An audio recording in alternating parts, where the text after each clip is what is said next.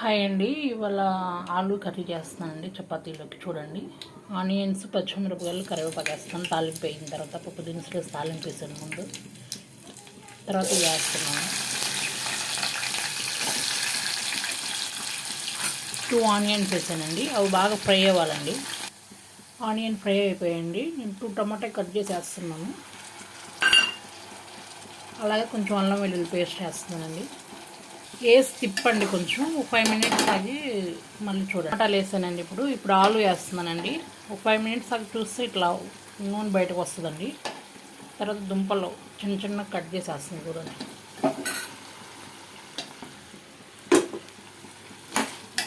తిప్పండి ఒకసారి, తిప్పి కొంచెం ఉప్పు వేసి మళ్ళీ మూత పెట్టండి. 5 మినిట్స్ ఆగి చూస్తే ఇట్లా ఉంటుందండి. 1 స్పూన్ కారం వేసుకోండి. మీరు తగినంత వేసుకొని మీరు ఎలా తింటారు అలా. నేనైతే కొంచెం తురిమిన కొబ్బరి, కస్తూరి మేతి వేస్తున్నానండి. మీ ఇష్టం, మీరు గరం మసాలా అయినా వేసుకోవచ్చు అండి, కానీ నేను వేయట్లేదు ఇక్కడ.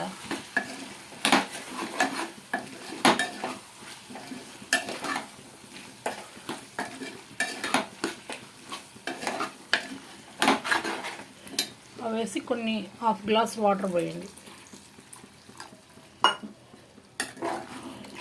1/2 గ్లాస్ వాటర్ వేసి కొంచెం మగ్గని. ఇదిగోండి, 1/2 గ్లాస్ వాటర్ వేసిన తర్వాత ఒక 10 మినిట్స్ అది చూడండి. గ్రేవీగా అయిపోతుంది. ఇప్పుడైతే చపాతీ చేస్తున్నానండి నేను.